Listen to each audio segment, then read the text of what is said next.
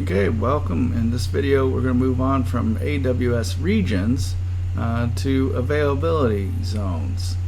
So an AWS region encompasses at least two distinct availability zones connected to each other with low latency network links. Maybe with a current exception of maybe the Osaka local region, it only has one availability zone, but most regions will have at least two availability zones in them, and that an availability zone is basically, think of it as a data center. But for security reasons, Amazon guards the street addresses of its data centers. We do know that a single availability zone is made up of at least one fully independent data center that's built on hardware and power resources used by no other availability zone. So the advantages of this level of separation is that if one availability zone loses power or suffers some kind of catastrophic outage, the chances of it spreading to a second availability zone in the region are minimal, and you can assume that no two availability zones will ever share resources from a single physical data center. So each availability zone is independent, fully independent, but both hardware and power resources from any other availability zone, right? And just think of an availability zone as a data center, and the region is made up of at least two data centers or availability zones in a geographic area. But they're going to be, the data centers are going to be fairly far apart, hopefully, so that a single event, like a tornado or hurricane or something like that, is not as likely to impact both availability zones as well. But they're going to be close enough, though, that they get some good replication and speed between them too, because they are going to be geographically located, so they're not going to be completely isolated. But they are independent data centers. They don't rely on each other for any resources.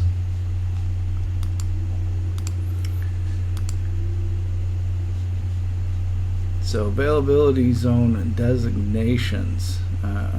Understanding how availability zones works has immediate and practical importance.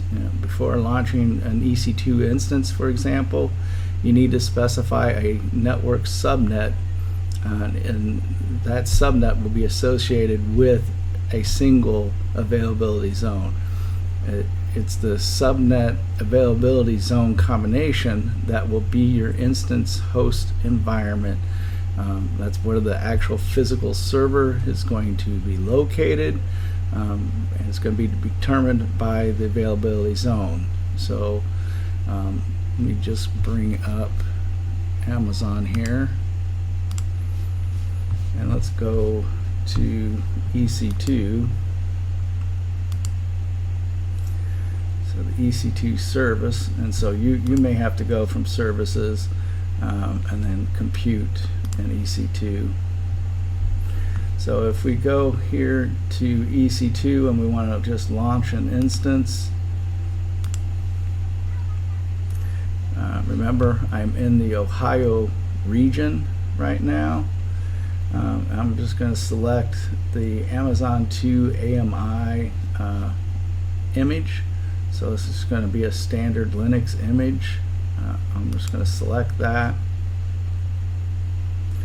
I'm going to go with the free tier eligible T2 Micro, even though my account is no longer eligible for free tier, but just showing you that you should and can use the T2 Micro, which is free tier eligible. And so then we go configuration details, right? So this is saying that I'm going to create this in this VPC, which is the default VPC, a virtual private cloud. I only have that VPC available to me. I can create another one with other networks, but I'm just using the default, and you can too. Now the subnet, right now it's set to the default subnet in any availability zone, but I can pick the subnet that I can use, and right now there are 3 availability zones in this region in Ohio. There's 2A, 2B, and 2C, and if I pick one of the subnets, I'm basically picking the availability zone. So the subnet that's in availability zone 2A is different than the subnet in availability zone 2C, and so I can choose those, and or I can go with the default, but let's just pick 2A's, right? I can auto assign the public IP address, and I can create this machine. I'm not going to, but needless to say that I have this options of choosing which subnet I put that in. And let me go to the VPC. And so let's go to networking and VPC. So I have one VPC, which is the default, and I've got 3 subnets. If I go to my subnets, right, here are my 3 subnets, and here are the subnet IP ranges, right? So for this subnet E0, the subnet range is 172.31.0.0/20. The 77 here, this subnet, the one in the middle, right, it's set to 172.31.16.0/20. And then finally the last subnet here, first in the list, is set to 172.31.32.0/20.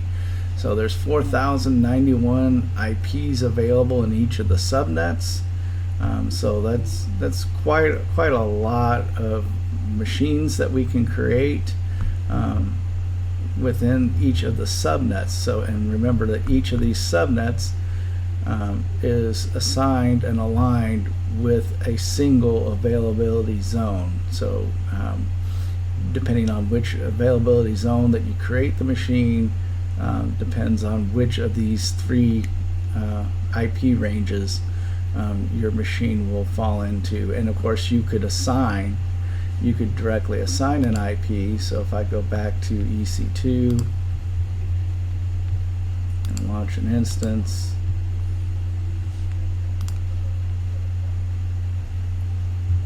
so again, choose the T2 micro, and let's just go ahead and let's pick the 134. Right, so it's 4,091 IPs available, and then I will go down here to the new network, and instead of auto assign, I can add the IP. So 31, and then I think this was 32, and then the 128. We can just pick that IP, right? So I could actually assign an IP address to it, but I'd have to make sure that it's in the actual subnet, right? That I have to pick the right subnet, and it's in the right range, and that it is actually an available IP address. I'd have to make sure all that, but I can hard code it here and choose it, and we'll just cancel that. So, but that, understanding your availability zones, it does matter, which IP you're going to be using, what networks does it see by default, what other devices are in that availability zone, because I can launch, say I launch 3 EC2 instances into the 2A subnet, or 2A availability zone, and they're in the 172.31.0.0 subnet, but then I don't pay attention. I set it to default for the next 2 machines, and say they install availability 2B, and under the 172.31.16.0 network. Now I may have some problems with the communication between them, because they're in different networks. I have to make sure the routing was set up correctly, and the security was set up correctly. But they would also be located in 2 different data centers, so there may be some latency that might crop up in this instance, or maybe I do want them in this instance, to be in different availability zones. But you just got to be very, very conscious of your availability zone selection when you're creating your services.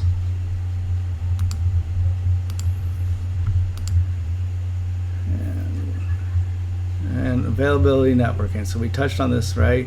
But you only get the full value out of the resources you run within a AWS region by properly organizing them into the network segments or subnets. And so you may, for instance, want to isolate your production servers from your development and staging servers to ensure there's no leakage between them. And that would be an excellent reason to even possibly you do different regions, but you could at least also use different availability zones and make sure they're in different networks. This can free your developers to confidently experiment with the configuration profiles without having to worry about accidentally bringing down your public-facing application.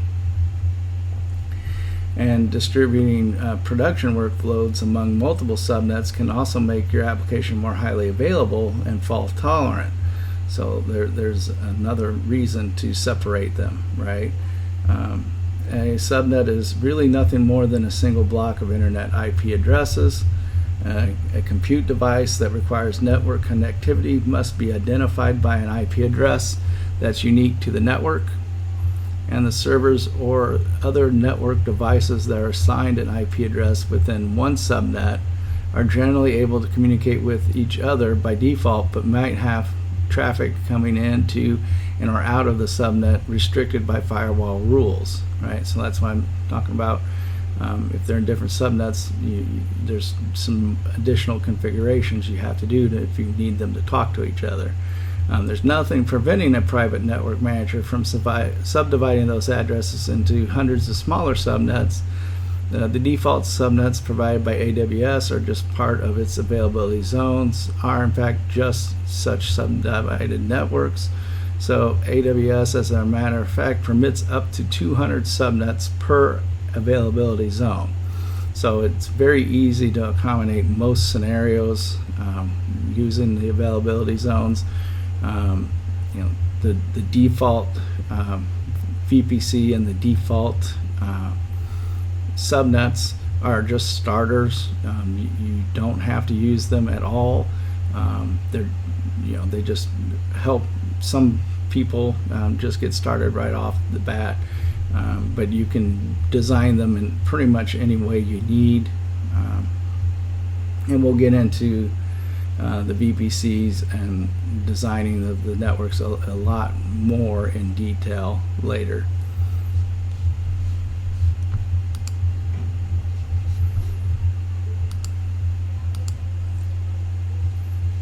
So availability zones and high availability. So one of the key principles underlining the entire business of server administration is that all hardware and most software will eventually fail.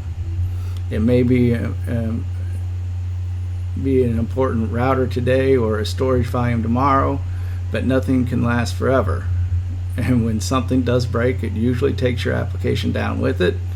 A resource running without backup is known as a single point of failure. The only effective protection against failure is redundancy, which involves provisioning 2 or more instances of whatever your workload requires rather than just one. That way, if one suddenly drops off the grid, a backup is there to immediately take over. It's not enough to run parallel resources if they're going to be sitting right next to each other in the same data center. That wouldn't do you a lot of good in the event of a building-wide blackout or a malicious attack, leaving your backup just as dead as the instance it was supposed to replace. So you'll also need to distribute your resources across remote locations, right? More than one availability zone. In this context, it really makes no difference whether your workload is running in your on-premise data center or in Amazon cloud. In either case, you'll need resource redundancy that's also geographically parallel. What is different is how much easier and sometimes cheaper it can be to build resilience into your cloud infrastructure versus your on-premise data centers. Since the AWS cloud is already available within dozens and dozens of availability zones spread across all continents, all except for Antarctica, at least for now. So deploying or at least preparing quick launch templates for remote backup instances is extremely easy. And since AWS workloads can be requested and launched on demand, the job of efficient provisioning parallel resources is built into the platform's very DNA. And it's just super easy to create high availability and scalable applications within the cloud. The configuration and automation stage can be a bit tricky, but that's for your developers and administrators to figure out, right? They're the ones who took and passed the AWS Architect Associate or professional certificates. That's their job. That's how they're going to build these cloud applications. But you should at least be aware that the AWS slays the application failure dragon using auto scaling and load balancing, right? So we can add that redundancy, make it highly available, and auto scaling can be configured to replace or replicate a resource to ensure that a predefined service level is maintained regardless of changes in user demand or the availability of existing resources. And load balancing orchestrates the use of multiple parallel resources to direct user requests to the server resource that best able to provide a successful experience. And a common use case for load balancing is to coordinate the use of primary and remote backup resources to cover for a failure. And that is the end of our availability zones. We're going to talk about edge locations and cloud formation and caching in our next video.